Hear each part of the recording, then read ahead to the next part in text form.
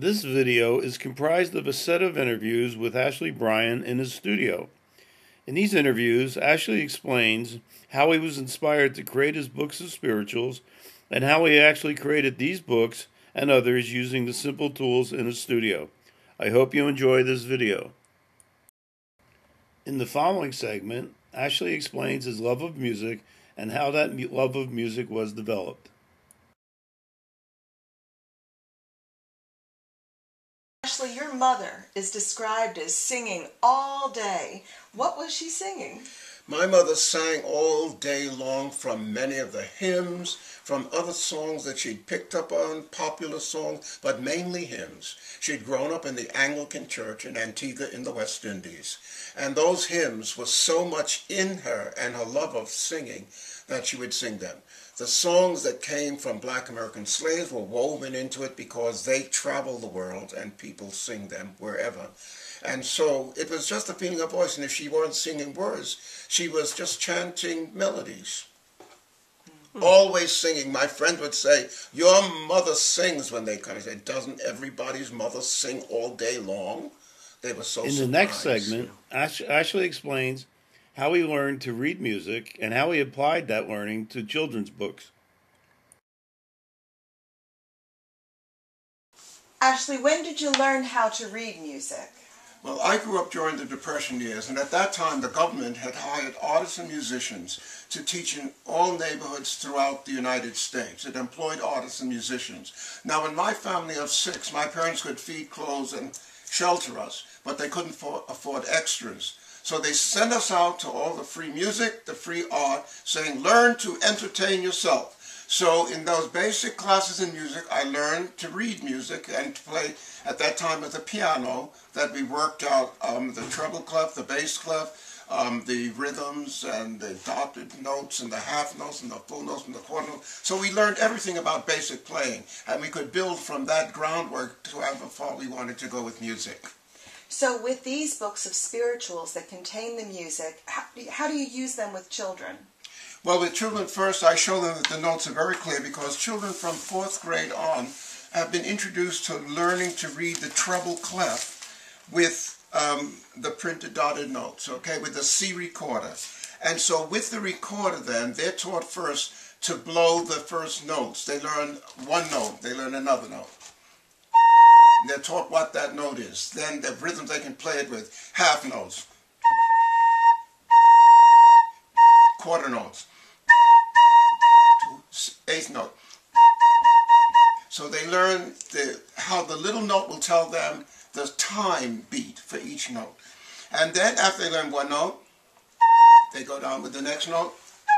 When they reach the 3rd note, well, that's the beginning with that left hand, those 3. And they can then play. They can play a song right off, okay? Then they keep going, they work their way down to the bottom. The bottom note, you must make sure all the fingers are covering those holes. Because anyway, if you want to get a note going, until you cover all the holes, you get a squeaky sound. And when you reach the bottom, that's the one. All holes completely covered. And then if you want to play high, part of the back neck going.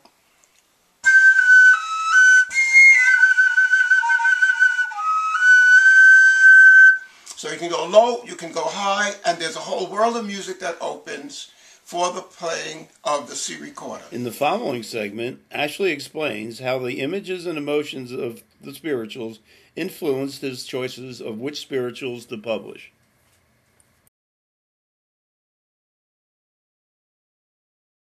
Ashley, the specific spirituals you chose for the first 2 books of spirituals, were they chosen because of the images they suggested to you?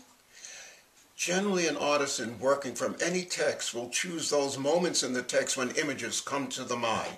But in the spirituals, one can also work from the emotion. If they say in a song, "Sometimes I feel like a motherless child," Well, just that emotion gives you a feeling of image, or by and by, I'm going to lay down this heavy load.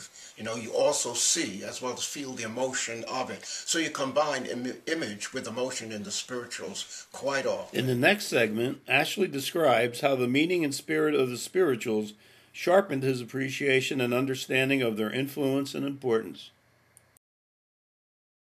Ashley, where and how did you gain your deeper understandings of the spirituals?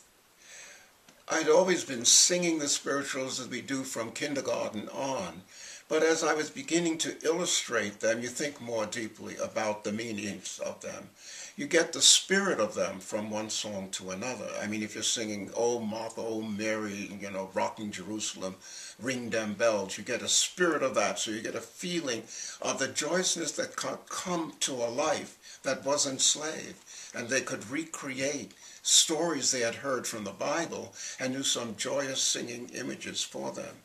And then there were the other songs which would give you, tells you right out what it is. A child may sing them without understanding, like, but some, like, "This is light of mine, I'm going to let it shine." All right.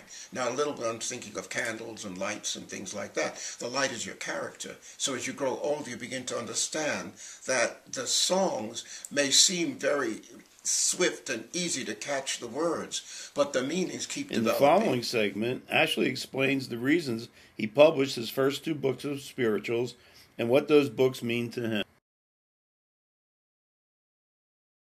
The first books of spiritual I did, "Walk Together Children," was the first one.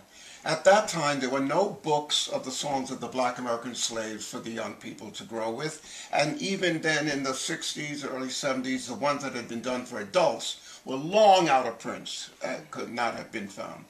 And yet, people throughout our country sing the spirituals.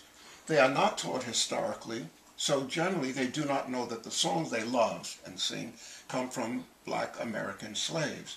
So I decided, when I was just entering the field through my wonderful editor, Gene Carl, that one of my projects would be to get a book of the spirituals for young people. Now, I wanted to do them with the spirit of the early religious block printed books, because it is said that in Western art, the only time that in the early times, all art was dedicated to the greater glory of God. The cathedrals, the ritual dramas, the chant, the illuminated manuscripts. The only time that recurs was from this body of song, the thousands of songs from Black American slaves. So I decided I would do it with the spirit of early illuminated, early printed, block printed books. So I wanted to cut the book blocks for each of the spirituals, and I needed to cut the music. So I devised a way of doing that. Now, it meant so much to me to let the children know the songs they sing, "He's got the whole world in his hands, this little light of mine," also where they come from.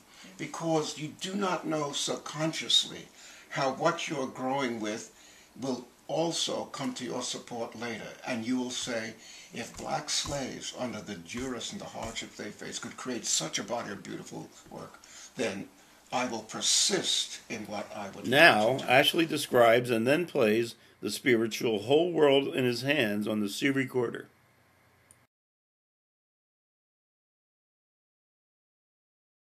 Ashley, in Walk Together Children, you have the beautiful spiritual "In His Hands." Yes. Could you play a bit of that one? Everybody knows this song. I bet they don't know it's really a spiritual. Yes, it comes from the Black American slaves, and it's loved and sung throughout the world. In other countries, taught historically, but in our country, the children learn and love the songs, but they very rarely know they come from Black American slaves. In his hands, they got the whole world in his hands.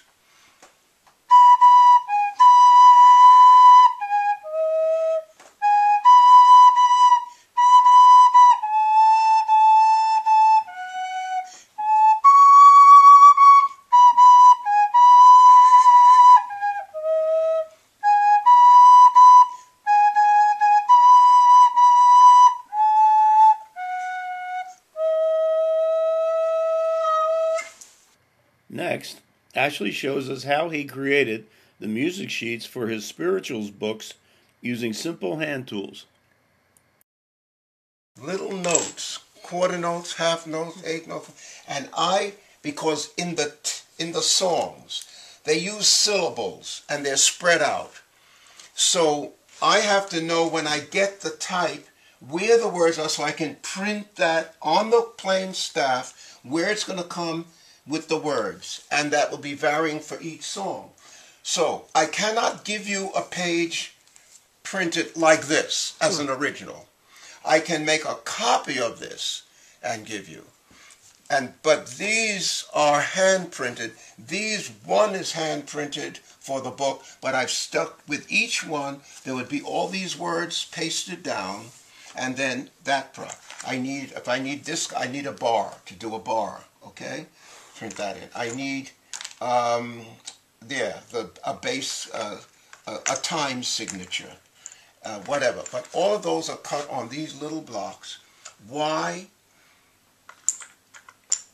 Since these songs have always meant so much to people throughout the world, and in the black families and traditions, it's at the heart of all of our music, I didn't care how long it would take to get the feeling of the printed music to go with the illustration.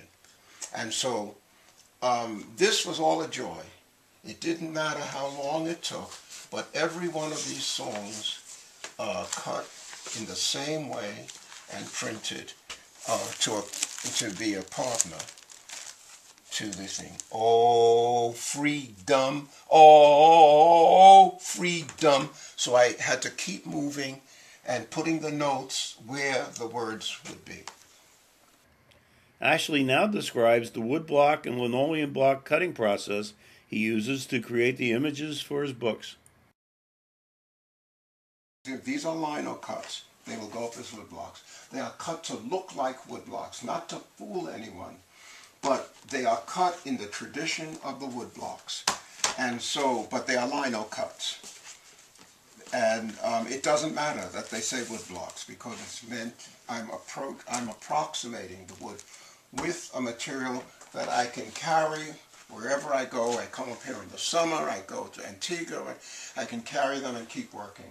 Because with block cutting, you cannot just go all the way through if you have any question about what to cut out, because once you cut out anything, you cannot put it back.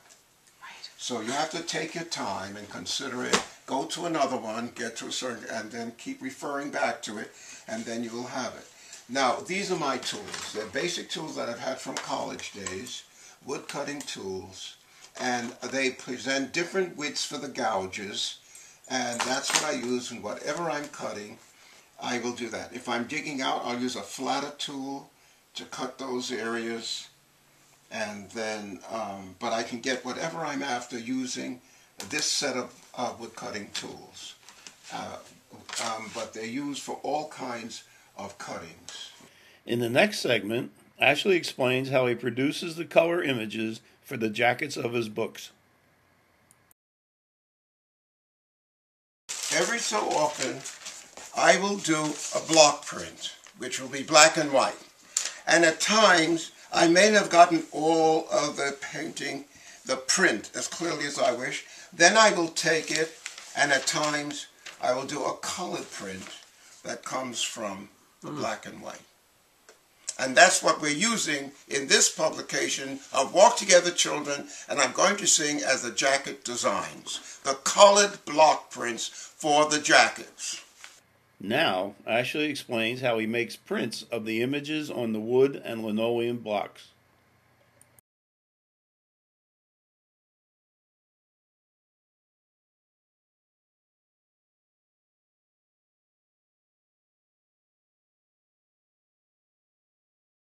Here, the cook does not have to be a beautiful woman. Right. Isn't that something? Mm-hmm. So I develop it, it's a whole new world of painting for me, even though I'm following this, but it's so exciting to work on that scale from these little watercolors. Yes, it is, and the color use. Yeah.